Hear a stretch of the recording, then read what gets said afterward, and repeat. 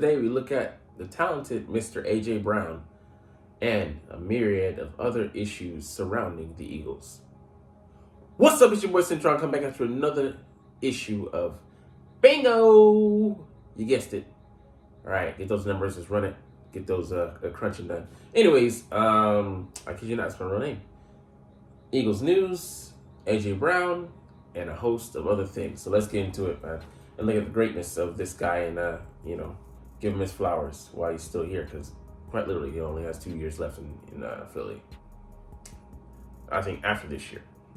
Anyways, the top wide receivers for the 2022 NFL season in yards per route run by PFF. So despite being tied for 18th in routes run, Brown racked up 1,496 yards across 88 receptions and 11 TDs, finishing the year with an average of 2.59 yards per route run and 17 yards per reception. So to give you a qualitative figure, like 1.75 is you're doing pretty good. He had 2.59, which just shows you the excellence that he put on display last season and getting away from people. He has been a guy that, with the Titans, he showed a totally different skill set. Being a volume guy. He didn't have a huge number of volume. He's had 100 catches before the season. He only had 88 this year. Exploded for 1,496 with 17 yards per reception. You can just see that he was a deep threat. He was threatening down the field.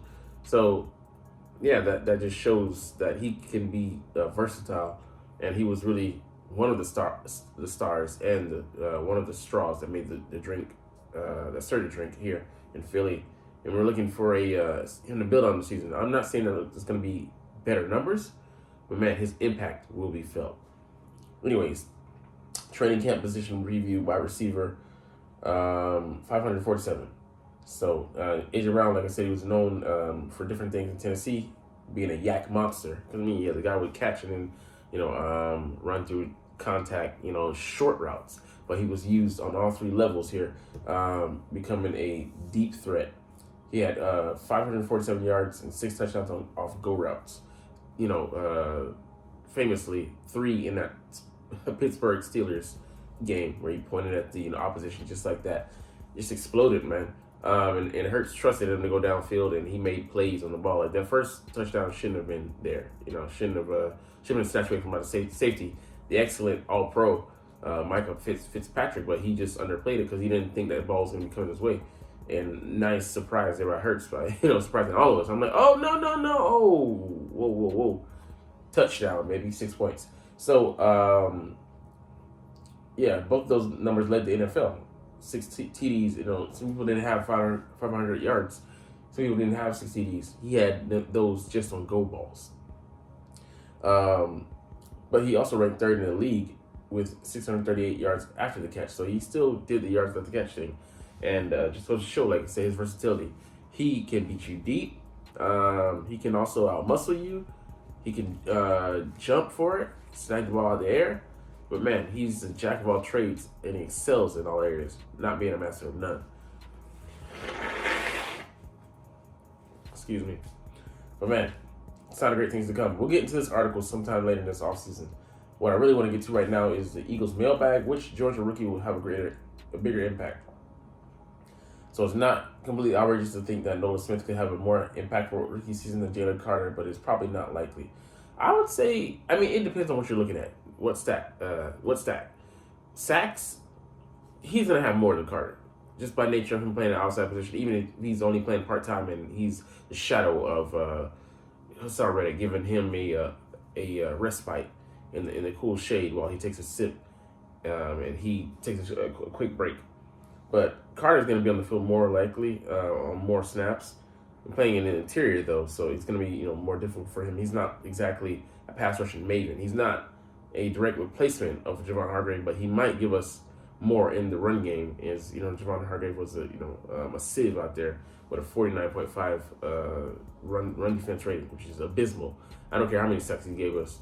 You better be giving us 20 for a rating that low. So could be addition by subtraction, and giving us more in the run game. But what would you rather have? A guy on the interior that can give you pass rushing pressure, or a guy who's starting against the run and shuts things down. Because I mean, teams running, still go through their run game, and if you shut it on the run, they're gonna have to eventually just go, with the pass, and then you have all these teammates, all these backfield mates who are gonna, meet you there.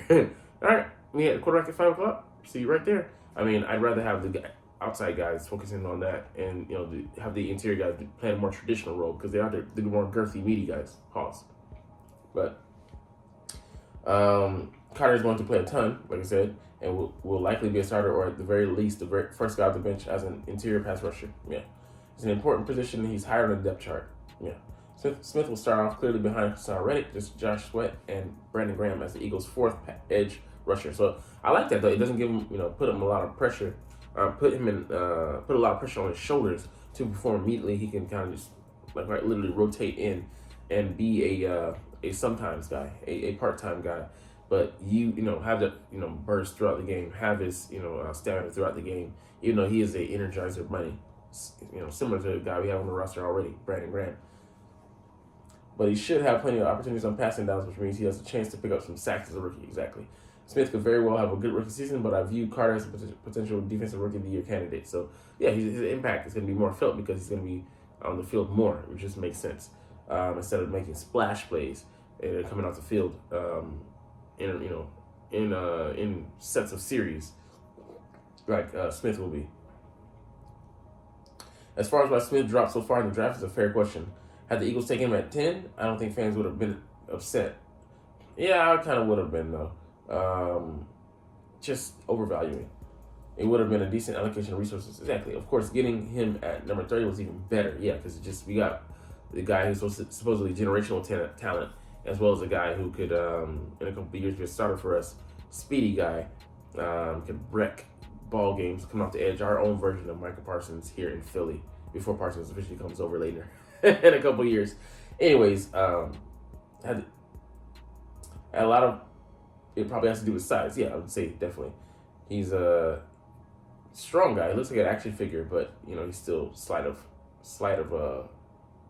pounds. Frame, man, he looks jacked. I mean, he is jacked. Even though the game has changed a ton, some teams still don't feel comfortable with 230-pound edge rusher, especially in the first round. Yeah. No, it's not a complete gamble because the NFL has come so far in its evaluation of players, and Elvis Dumervil used to play soaking wet, 230, 240, still destroy teams' offensive tackle because he had freaking speed, and this guy's even faster, has just as good as the set of tools, physical tools, and he has maybe a higher ceiling than Doom, but he used to wreak havoc. Smith doesn't have the body type for every defense and every defensive coordinator. So yeah, but I believe we do have a guy that can make use of him with his ingenuity being showed first in Chicago and then in Seattle by way of Sean Desai. Shouting out Sean Desai. But the Eagles in 2022 showed they could use an undersized edge rusher as Reddick went out for 16 sacks. Exactly. So he's the mold for him.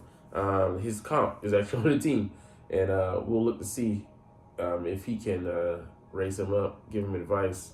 He's taking guidance from everybody, from Von Miller to Hassan Reddick, to the guys in his own division, Michael Parsons, at that camp for all the rushers that Von Miller holds annually. Anyway, let's move on to the next topic.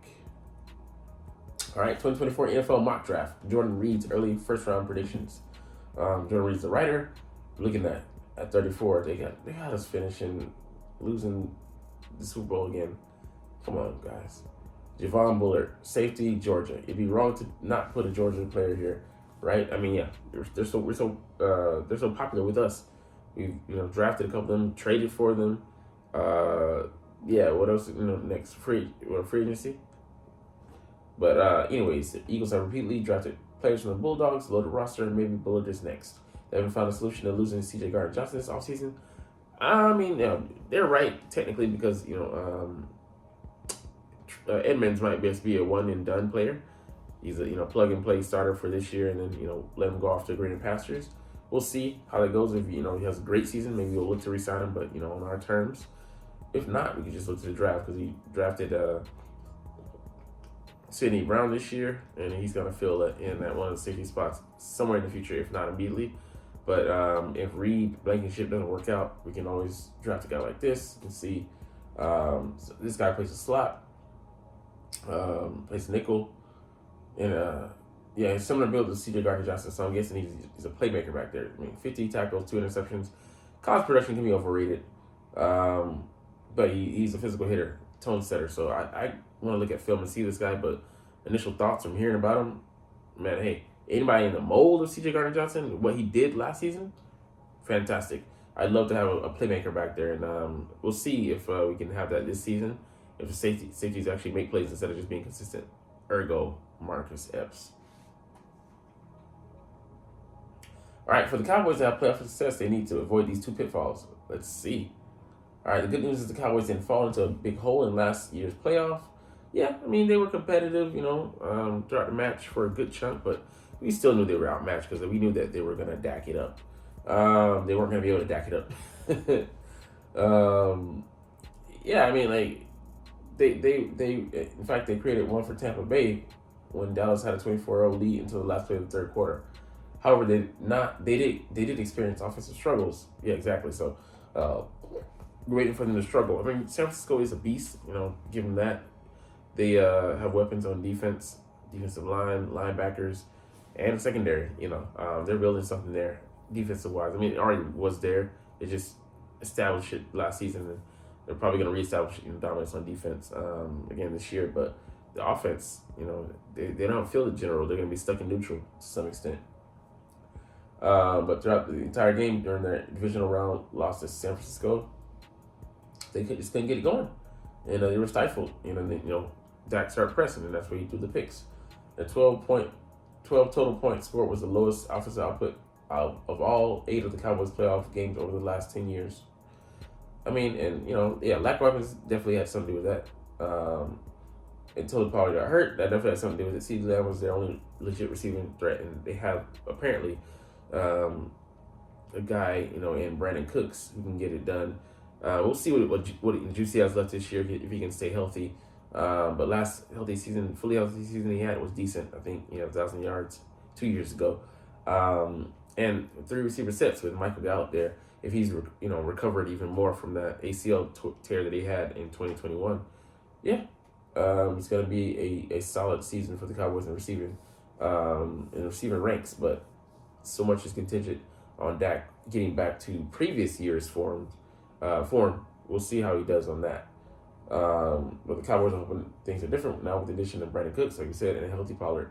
Had the Cowboys had any type of offense, it likely would have resulted in a win as their defense performed well, only allowing the 49ers to score 1 touchdown the entire game. And I don't know about that, man. They still have to get past. I mean, it's saying a lot. We'll see. It'd be interesting. I don't know if they play them this year. I think, no, the Cowboys do play the 49ers this year, so if they have a competent quarterback, it'll be interesting to see how this game goes this time. I don't know where they're playing at, Cowboy Stadium or, out there on the West Coast. But it'll be an interesting matchup, especially if both teams are relatively healthy. With the defense that is on the cusp of elite and an offense that is capable of better things, this team could take a nice step forward and eliminate those bugaboos that have plagued them in the years past. They got to go out there and prove it. I don't believe in them.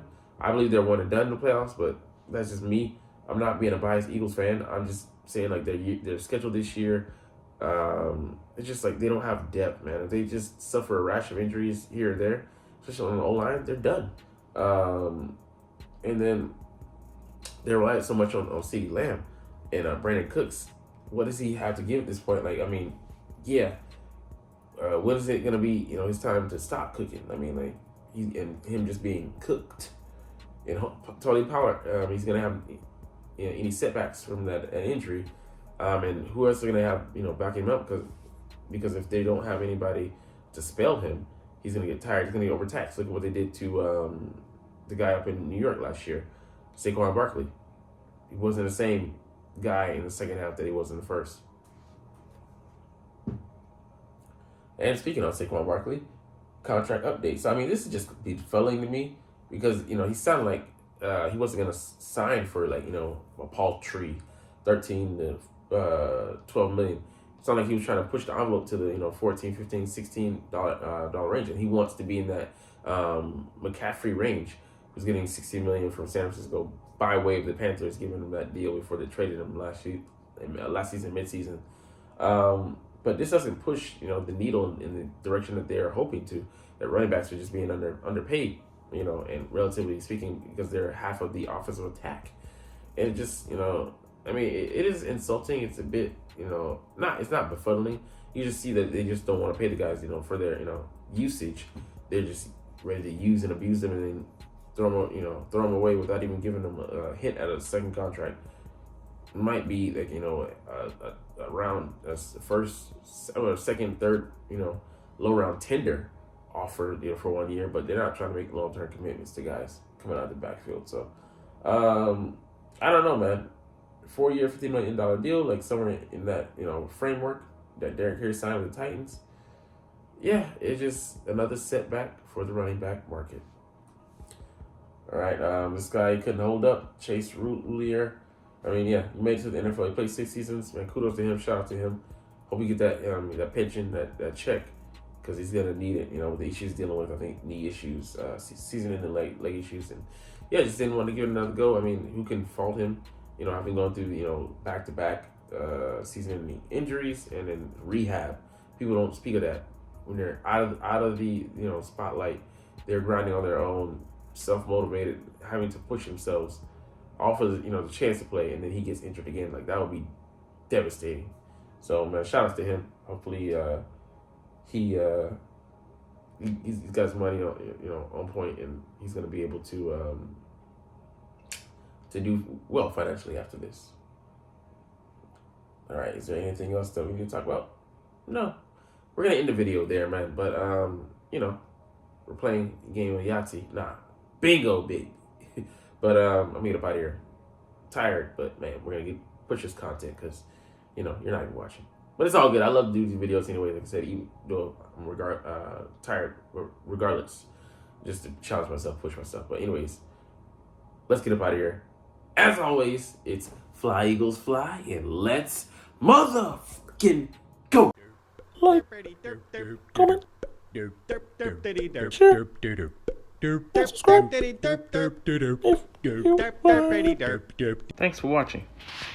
Check me out at Cintron Anime, Cintron Life, or Cintron Laughs, or other social media.